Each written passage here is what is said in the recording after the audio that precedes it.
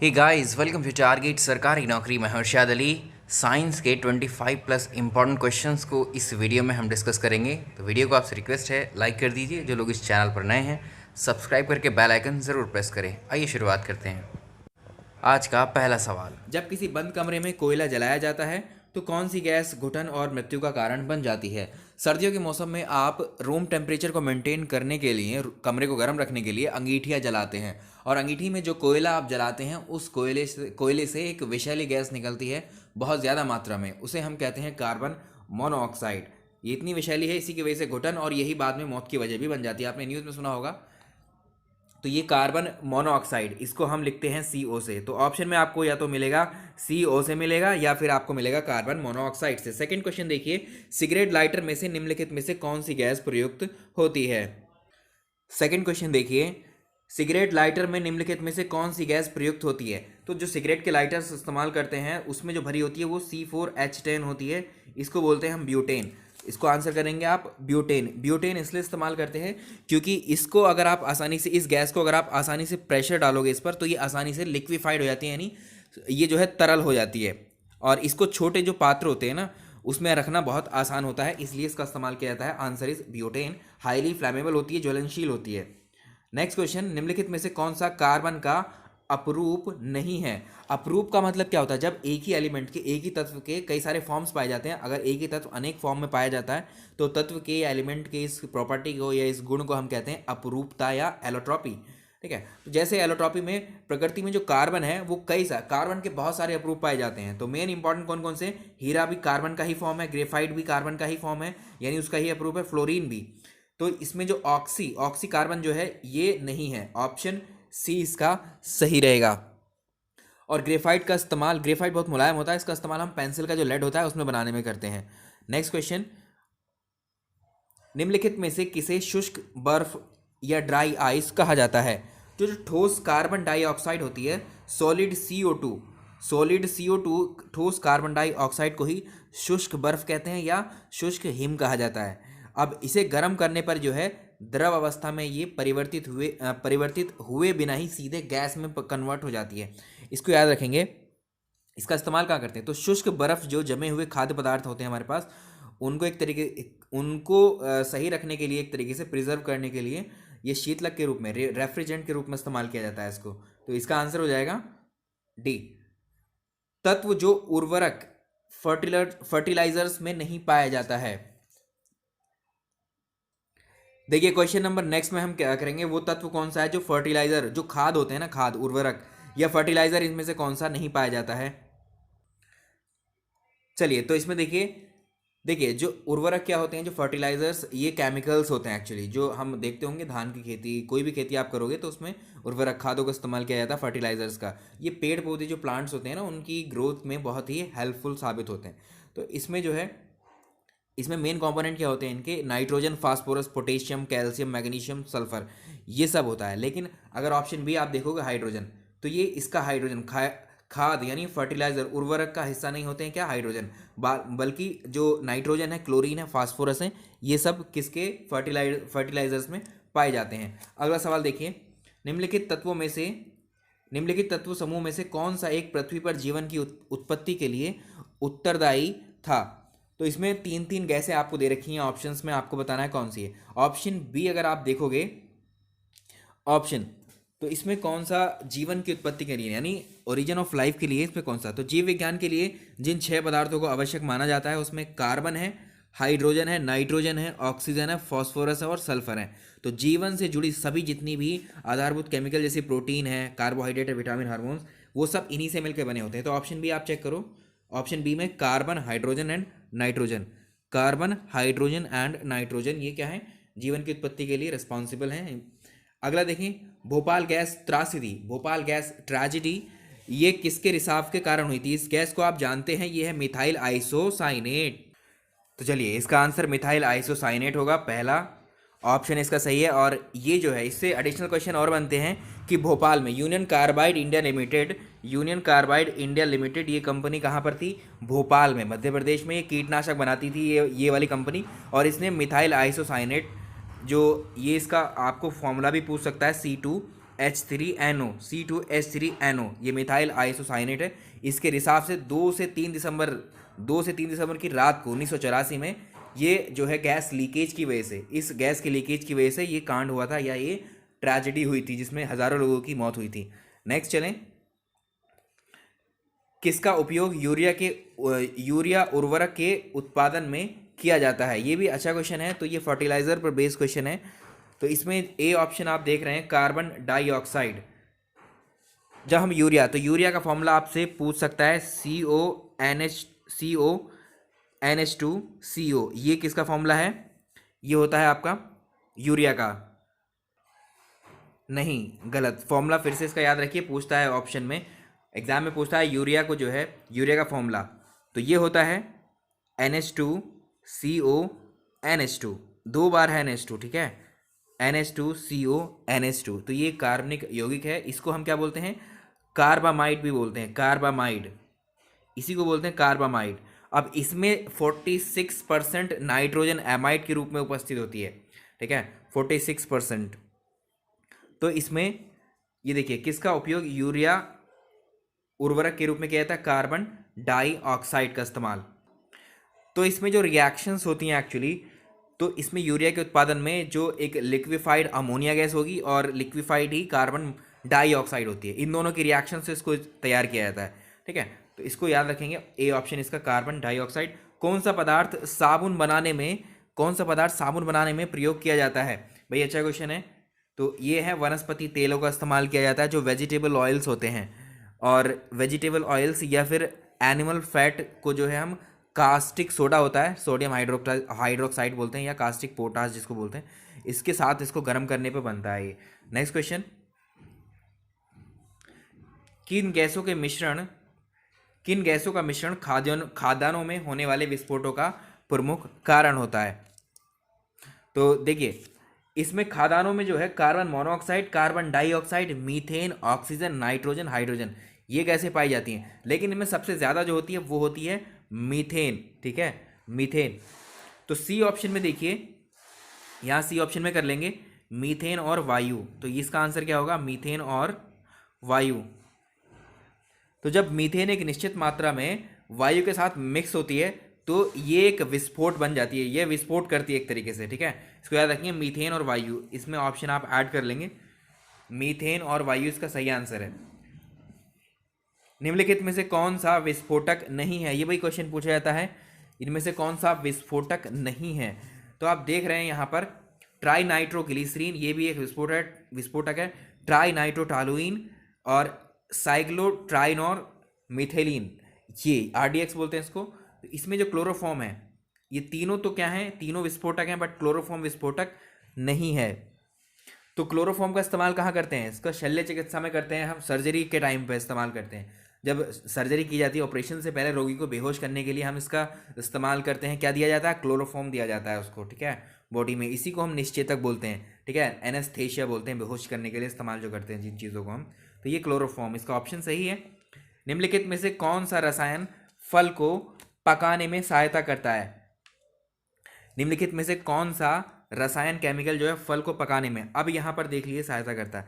तो इसमें इथेफोन आपको नजर आ रहा है, इथेफोन, ठीक है, इथेफोन ये एक क्या है? प्लांट ग्रोथ रेगुलेटर होता है। इसका इस्तेमाल हम कहाँ करते हैं? गेहूं, चावल, कॉफ़ी, तंबाकू, कपास, इस पे किया जाता है, ताकि इनके जो पौधे हैं और जो इनके फल, इनसे जो फल जो प्रोडक्ट निकलता है, ठीक है, वो उसमें तेज़ी से जो है विकास हो, तेज़ी से परिपक्व हो जाए, ठीक है। नेक्स्ट करेंगे, इथेफोन है इसका।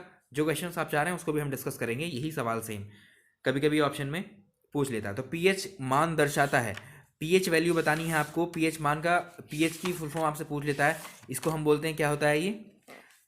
कॉन्सेंट्रेशन ऑफ हाइड्रोजन इसको बोलते हैं। तो इसमें जो हम कोई हमारे पास सोल्यूशन होता है, केमिस्ट्री में आपने देखा होगा सोल्यूशन बहुत सारे घोल होते हैं, किसी भी घोल की सोल्यूशन की वो एसिडिक है या बेसिक है, वो एसिड है या बेस है, उसका पता लगाने के लिए हम करते हैं pH स्केल का इस्तेमाल। तो किसी घोल की अम्लीयता या क्षारीयता का मूल्यांकन, यानी एसिडिटी और basicity of a solution is determined by the pH scale. तो pH क्या है? एक पैमाना है, एक स्केल है, जिससे किसी भी विलयन पदार्थ की अम्लता या क्षारीयता को दर्शाता है। तो pH आप जानते हैं, pH पैमाने पर कितने से लेकर मार्किंग होती है? 0 से लेकर के 14 तक नंबर मार्क होते हैं उस पर, तो इसमें ऐसा विलेन ऐसा सॉल्यूशन जिसका पीएच मान 7 से कम होता है, जिसका मान 7 से कम होता है वो होते हैं एसिडिक, और जिनका 7 से लेकर 14 के बीच में होता है वो होते हैं बेसिक या क्षारीय।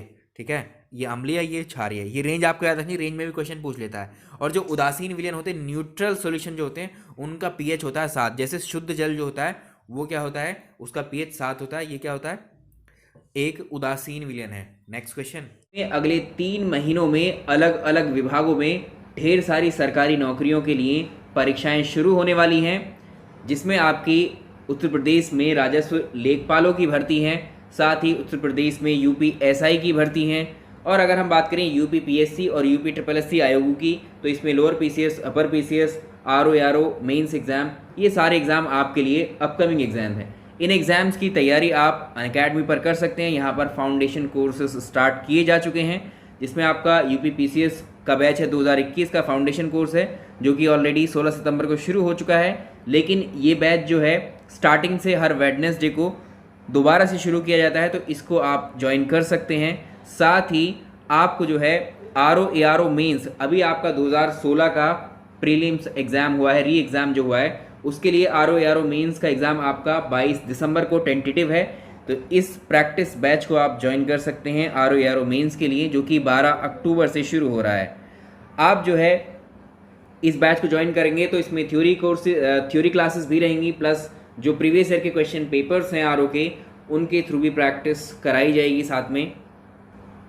इसके लिए आपको अनअकैडमी पर जाकर UP PSC, UP triple SC category में इसका सब्सक्रिप्शन लेना होगा, जिसमें आप यूपी स्टेट के एक सब्सक्रिप्शन पर आप यूपी स्टेट के सभी एग्ज़ाम्स की तैयारी कर सकते हैं। सारे कोर्सेस आपके लिए अनलॉक हो जाते हैं यहाँ पर।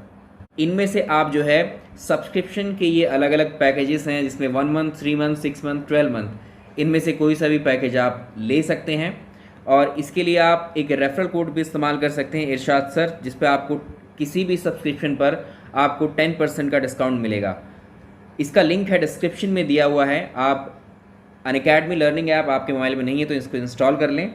साथ ही इन जो आपकी ये UP PSC, UP triple SC, इसमें जा कर के इन सब्सक्रिप्शन को आप चेक कर सकते हैं। और 10% डिस्काउंट अवेल करने के लिए आप इरशाद सर ये जो रेफरल कोड है इसको लगा सकते हैं। तो डिस्क्रिप्शन में लिंक के थ्रू आप ज़्यादा जानकारी ले सकते हैं। तो एडिशनल क्वेश्चंस भी आपको याद रखने हैं। यहाँ सिर्फ हम क्वेश्चंस को जो पढ़ रहे हैं ना, सिर्फ आप सुनते जाइए, प्रैक्टिस होगी इससे आपकी। ठीक है, याद रहेंगे आपको, ये सुनोगे तो ज़्यादा देर तक याद रहता है। ठीक है, तो एक विलियन है, एक सोल्यूशन है, इसको लाल लिटमस को नीला कर देता है। इस विलियन का आपको पीएच मान आपके हिसाब से कितना होना चाहिए? तो लिटमस मूल रूप से क्या होते हैं, बैंगनी रंग का एक डाई होता है, एक रंजक होता है, और इसे जो है लाइकेन से प्राप्त करते हैं। तो इसको हम जो है एसिड बेस के परीक्षण के लिए इस्तेमाल करते हैं एक्चुअली। तो इसमें जो आपको पॉइंट याद रखना है वो ये है, जो अम्लीय विलयन होंगे, जो एसिडिक सॉल्यूशन होंगे, वो नीले लिटमस को लाल रंग में चेंज कर देते हैं। यानी उनका 4.5 से लेकर उनका जो पीएच है 4.5 से कम पीएच जो है वो प्रदर्शित करता है। इसके उल्टा अगर आप देखेंगे तो जो बेसिक सॉल्यूशन होते हैं क्षारीय वाले, वो लाल लिटमस को नीले रंग में कन्वर्ट कर देते हैं। यानी उनका जो पीएच वैल्यू होता है वो 8.3 से भी ज़्यादा होता है। तो इसका आंसर इनमें से कोई नहीं होगा। ठीक है, तो इसका मतलब पीएच कितना होना चाहिए, 4.5 से कम। तो इसमें तो कोई ऑप्शन में है ही नहीं, तो इसमें कोई नहीं है, ज़्यादा सुटेबल है। किस अम्ल में ऑक्सीजन नहीं पाई जाती? ऐसा कौन सा एसिड है जिसमें ऑक्सीजन की मात्रा नहीं होती है? यहाँ तीनों ऑप्शन, इन तीनों ऑप्शंस में से ही आपको सेलेक्ट करना है। तो देखिए, इसमें नाइट्रिक एसिड का फॉर्मूला होता है HNO3। इसमें कौन कौन से हैं? देखिए, इसमें हाइड्रोजन है, इसमें नाइट्रोजन है और इसमें ऑक्सीजन है। पूछा है कि इसमें ऑक्सीजन नहीं है, इसमें तो है सल्फ्यूरिक एसिड को आप लिखते हैं H2SO4 से। इसमें क्या हाइड्रोजन है, सल्फर है, ऑक्सीजन है, इसमें भी ऑक्सीजन प्रेजेंस है। और इसमें हाइड्रोक्लोरिक एसिड, इसको लिखते हैं HCl। पूछा है किसको, ऑक्सीजन, तो इसमें हाइड्रोजन और क्लोरीन ही है। इसका मतलब क्या है, इसमें ऑक्सीजन नहीं पाई जाती है हाइड्रोक्लोरिक एसिड में। नेक्स्ट क्वेश्चन, स्वर्णकारु द्वारा प्रयोग किए जाने वाले एक्वा रेजिया निम्नलिखित को मिलाकर बनाया जाता है। एक्वा रेजिया को बोलते हैं हम अम्लराज या एक्वा रेजिया। किसका किसका कॉम्बिनेशन होता है? ये नाइट्रिक एसिड का, नाइट्रिक अम्ल और हाइड्रोक्लोरिक अम्ल। नाइट्रिक अम्ल और हाइड्रोक्लोरिक अम्ल, यानी ऑप्शन में आपको ऐसे भी दे सकता है HNO3 प्लस HCl, इन दोनों का मिश्रण ही क्या कहलाता है, एक्वा रेजिया। तो एक पीले रंग का लिक्विड होता है ये एक्वा रेजिया, जिसमें से धुआं निकलता है। तो इसमें जो स्वर्णकार होते हैं, जो एक्चुअली जौहरी होते हैं ना, सुनार जो होते हैं, तो आभूषणों का निर्माण करने में इसका इस्तेमाल करते हैं वो, ठीक है।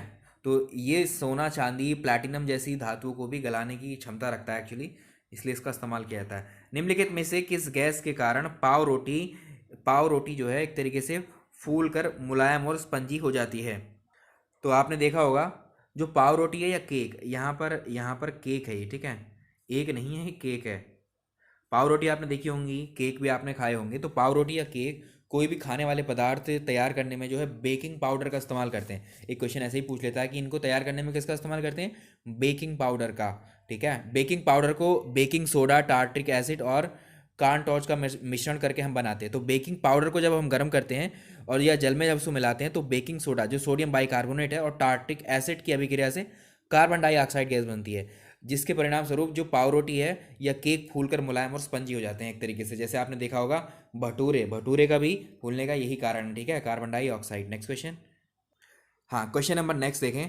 निम्नलिखित में से कौन सा एक लवण सागरों में सबसे अधिक पाया जाता है? लवण को बोलते हैं इंग्लिश में सॉल्ट। तो इसमें से बताना कौन सा सॉल्ट है जो सागर में सबसे ज़्यादा, समुद्री जल जो होता है एक्चुअली सी वाटर जो होता है, उसमें 96.5% तो जल होता है और सॉल्ट होता है 2.5% के आसपास सॉल्ट होता है। तो इसमें सोडियम क्लोराइड जो होता है आपका, तो इसका आंसर आप कर लेंगे, इसका आंसर करेंगे सोडियम क्लोराइड, NaCl आप जानते हैं इसको। तो इसमें 2.5% सॉल्ट होता है। और अगर आप देखेंगे 1 लीटर अगर समुद्र का पानी आप लेंगे, 1 लीटर समुद्र का पानी आप लेंगे, तो उसमें 35 ग्राम आपको लवण यानी सॉल्ट मिलेगा उसमें, जिसमें सबसे ज़्यादा मात्रा किसकी होती है, सोडियम क्लोराइड की, NaCl की। तो इस सोडियम क्लोराइड का इस्तेमाल जो हम घर में नमक खाते हैं ना, ठीक है, सोडियम क्लोराइड का इस्तेमाल हम अपने खाने वाले नमक के रूप में करते हैं। Next question. कौन सा तत्व सभी अम्लों में निश्चित रूप से उपस्थित होता है? जितने भी एसिड होंगे इसमें से कौन सा एलिमेंट है इसमें उपस्थित मिलेगा सारे एसिड में?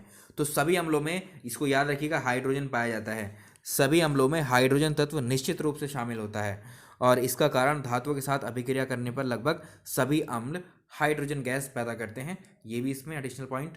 निम्नलिखित में से कौन सा पदार्थ जल की स्थायी कठोरता का मुख्य कारण होता है?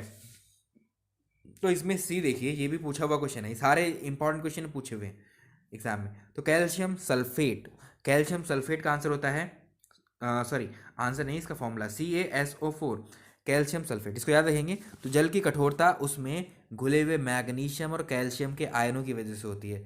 तो जल की स्थायी कठोरता उसमें घुले हुए कैल्शियम सल्फेट के कारण होती है। जब हम जल को उबालते हैं तो ये समाप्त नहीं होती हैं। तो जल की अस्थायी कठोरता, इसमें घुले हुए जो कैल्शियम हाइड्रोजन कार्बन, अस्थाई बोला है, ठीक है, लेकिन यहाँ पूछा स्थाई है, ये वाली समाप्त नहीं होती हैं। तो ये कैल्शियम सल्फेट रहेगा इसका आंसर, सी ऑप्शन। इनमें से कौन सा एक प्राकृतिक बहुलक नहीं है? बहुलक को इंग्लिश में आप बोलते हैं पॉलीमर। तो ये पॉलीमर होते हैं और इनमें से बताना है आपको कौन सा नहीं है। तो अगर आप डी ऑप्शन देखें, नायलॉन, ऊन, रेशम, चमड़ा, ये सारे प्राकृतिक बहुलक है, नेचुरल पॉलीमर है, लेकिन नायलॉन नहीं है। तो ये क्वेश्चन भी पूछा हुआ है आपसे। एंड नेक्स्ट क्वेश्चन देखिए, बहुलक जो विशेषता बर्तनों पर ना चिपकने वाली सतह के रूप में प्रयुक्त होते हैं। तो पॉलीटेट्रा फ्लोरोएथिलीन, तो इसमें देखिए, इसी को PTFE के नाम से मिलेगा आपको। इसको बोलते हैं पॉलीटेट्रा फ्लोरो एथिलीन, ये ई है, ठीक है, एथिलीन, इसका पूरा नाम आपको मैंने बता दिया है। और इसको बोलते हैं हम टेफ्लॉन, ऑप्शन में क्या मिला है आपको, टेफ्लॉन इसको बोलते हैं, ठीक है, इसको टेफ्लॉन के नाम से जाना जाता है। और नेक्स्ट क्वेश्चन देखिए, बुलेट प्रूफ कांच बनाने के लिए, बुलेट प्रूफ के जो कांच होते हैं जिनमें गोली आर पार नहीं जा सकती है, वो इसमें किस पॉलीमर का इस्तेमाल किया जाता है? तो ये होते हैं पॉलीकार्बोनेट्स का इस्तेमाल किया जाता है। तो ये थर्मोप्लास्टिक पॉलीमर का एक समूह होता है और ये कठोर और पारदर्शी प्लास्टिक होती है ये एक्चुअली, ठीक। तो इसको बिस्फेनॉल ए और फास्जीन, इन दोनों की रिएक्शन करके बनाया जाता है। तो बुलेट प्रूफ कांच के निर्माण में पॉलीकार्बोनेट, थर्मोप्लास्टिक और लैमिनेट कांच की परतों का इस्तेमाल किया जाता है, ये भी याद रखिएगा। एक प्राकृतिक बहुलक इसमें कौन सा है? नेचुरल पॉलीमर आपको बताना है कौन सा है, तो इसमें सेल्यूलोज, अगर सेल्यूलोज की बात करोगे तो ये एक प्राकृतिक बहुलक है। तो सेल्यूलोज लकड़ी, रेशम, त्वचा, रबड़, ये सब क्या है? ये नेचुरल है, ठीक है, इसको याद रखिएगा। सेल्यूलोज, लकड़ी, रेशम, त्वचा, रबड़, ये सब प्राकृतिक बहुलक में आते हैं। जबकि बेकेलाइट और पीवीसी जो होते हैं, बेकेलाइट, पीवीसी और नाइलॉन, बेकेलाइट याद रखना है इसको, बेकेलाइट, पीवीसी और नाइलॉन, ये सब क्या है? ये सिंथेटिक हैं, आर्टिफिशियल हैं, ठीक है। ये सब क्या है? कृत्रिम बहुलक हैं। नेक्स्ट वन, कौन सा बहुलक? ये हो चुका है। किसका उपयोग? पॉलीथीन के संश्लेषण में किया जाता है? तो डी ऑप्शन अगर आप देखेंगे एथिलीन का, एथिलीन जो पॉलीथीन एथिलीन के बहुलीकरण से बनता है, एक्चुअली पॉलीमराइजेशन से इसका इस्तेमाल, इसको जो है कन्वर्ट किया जाता है। निम्नलिखित में से कौन सा एक प्राकृतिक ईंधन है? अब देखो, ईंधन को हमने डिस्कस किया था, ईंधन के ऊपर क्वेश्चंस बनते हैं। तो प्राकृतिक ईंधन इनमें से कौन सा है? आपने देखा होगा ईवीएस वाला कोर्स, बहुत डिटेल में डिस्कस किया है, वहाँ आप पढ़ेंगे इसको, क्वेश्चन में प्रैक्टिस करवा रहा हूँ फिर भी। पेट्रोलियम एक प्राकृतिक नेचुरल फ्यूल है ये। नेक्स्ट देखें, बायोगैस में क्या होता है? बायोगैस में कौन सी गैसें होती है मुख्यतः? तो इसमें कार्बन डाइऑक्साइड और मीथेन, CO2 एंड CH4, ये मीथेन 2 गैसें होती हैं। तो बायोगैस एक बायोफ्यूल है, जैव ईंधन है, जो ऑक्सीजन की अनुपस्थिति में क्या करता है? जैसे गोबर है, फसलों के अपशिष्ट भाग होते हैं, सड़े गले फल और सब्जियों के छिलके वगैरह, इनके डिकम्पोजिशन से पैदा होती है गैस, ठीक है। तो बायोगैस बहुत सारी गैसों का मिश्रण है, जिसमें मुख्यतः मेनली सबसे ज़्यादा होती है कार्बन डाइऑक्साइड और मीथेन होती है, इसको याद रखेंगे। खाना पकाने के लिए घरों में प्रयोग की जाने वाली गैस एक मिश्रण है। तो घरों में जो खाना बनाने के लिए हम गैस का इस्तेमाल करते हैं, उसका नाम होता है LPG, लिक्विफाइड पेट्रोलियम गैस, इसी को बोलते हैं हिंदी में द्रवीकृत पेट्रोलियम गैस। और इसमें जो मेन कंपोनेंट इसके होते हैं, ब्यूटेन एंड प्रोपेन होते हैं। बहुत पूछता है इस क्वेश्चन को, ब्यूटेन और प्रोपेन, ये गंधहीन गैस होती है एक्चुअली। इसमें जो है स्मेल नहीं होती है इस गैस के अंदर। आप कहेंगे हमारे घरों में जो सिलेंडर लगे हैं, जब कभी गैस ओपन करते हैं, खुला रह जाता है, तो उसमें स्मेल आती है हमें, LPG से जो गैस लीक करती है। एक्चुअली जो वातावरण में जब ये मुक्त होती है, ये गंधहीन, हमने कहा है गंधहीन, ये इसमें गंध नहीं होती है, आप सूंघ कर नहीं पता लगा सकते हैं कि LPG है ये। इसीलिए हम क्या करते हैं, सिलेंडर्स में क्या करते हैं, एक एजेंट को ऐड करते हैं गैस के सिलेंडर में, इसके रिसाव का, लीकेज का पता करने के लिए इस गैस का हमें उसके तीक्ष्ण गंध वाला एक पदार्थ ऐड करते हैं, जिसे हम कहते हैं एथिल मरकैप्टन, इथाइल मरकैप्टन या एथिल मरकैप्टन, उसको याद रखिएगा आप लोग। तो नेक्स्ट क्वेश्चन देखिए, जो पेट्रोल की गुणवत्ता है, पेट्रोल की गुणवत्ता किससे व्यक्त की जाती है? एक्चुअली जो ऑक्टेन नंबर है, ऑक्टेन संख्या और सीटेन संख्या, इन दोनों का इस्तेमाल हम जो ईंधन होती है, ईंधन की गुणवत्ता को व्यक्त करने के लिए करते हैं। तो इसमें आंसर हो जाएगा आपका ऑक्टेन संख्या, इसका सही आंसर रहेगा। अच्छा, तो इसमें बेसिक डिफरेंस भी आप जान लीजिए। जो सीटेन संख्या है, सीटेन नंबर का इस्तेमाल हम करते हैं जो कंप्रेशन इग्निशन इंजन्स होते हैं, उसमें जो डीजल इंजन वाले, ठीक है, डीजल वाले के लिए हम सीटेन का इस्तेमाल करते हैं, ऑक्टेन का हम पेट्रोल वालों के लिए करते हैं, इसका याद रखिएगा। तो यहाँ आंसर रहेगा ऑक्टेन। तत्व जो उर्वरक में नहीं पाया जाता, ये क्वेश्चन हम कर चुके हैं, ये आंसर होगा इसका हाइड्रोजन, ठीक है। तो ये क्वेश्चन अभी हमने किए हैं, बी ऑप्शन इसका, और ये क्वेश्चन रिपीट हो गए एक्चुअली। अभी देखिए, इसमें से कौन सा उर्वरक है जो मृदा में सबसे ज़्यादा अम्ल छोड़ता है? तो मृदा में अम्लता और क्षारता की माप को हम pH स्केल द्वारा मापते हैं, और pH जितना कम होगा, मृदा उतनी ही अम्लीय होगी। तो जो फर्टिलाइज़र्स होते हैं, फर्टिलाइज़र्स में अमोनियम सल्फेट मृदा में सर्वाधिक अम्ल छोड़ता है इसमें। तो बी ऑप्शन इसको याद रखिएगा, अमोनियम सल्फेट इसका सही आंसर है। एंड ये हो चुका है, फिर से ये क्वेश्चन रिपीट हुए हैं, ठीक है। चलिए अब यहाँ पर लेते हैं एक लास्ट क्वेश्चन लेते हैं आज का। प्रथम विश्व युद्ध में किसका प्रयोग रासायनिक आयुध के रूप में किया गया था? आज का लास्ट क्वेश्चन लेते हैं। तो प्रथम विश्व युद्ध हुआ ये आयुध के रूप में, आयुक्त नहीं है, आयुध, ठीक है। तो मस्टर्ड गैस जो है, मस्टर्ड गैस एक जहरीली गैस है, ये जहरीली गैस है, इसका प्रयोग फर्स्ट वर्ल्ड वॉर में किया गया था। फर्स्ट वर्ल्ड वॉर कब हुआ था, पूछ सकता है आपसे, हमने डिस्कस किया था। ये 1914 से लेकर के ये कब तक था, 1919। तो ये फर्स्ट वर्ल्ड वॉर था। इसको केमिकल, आयुध का मतलब होता है वेपन, ठीक है, हथियार। तो केमिकल, रासायनिक आयुध आयुध, आयुध का मतलब केमिकल वेपन। तो मस्टर्ड गैस का इस्तेमाल किया गया था। इसका रासायनिक नाम आपसे पूछ सकता है, तो रासायनिक नाम आप याद रखेंगे dichloro ethyl sulphide. Dichloro ethyl sulphide, dichloro ethyl sulphide, ये मस्टर्ड गैस है, एथिल सल्फाइड पूरा नाम है इसका। ठीक है, तो ये क्वेश्चंस हुए हमारे कंप्लीट यहाँ पर।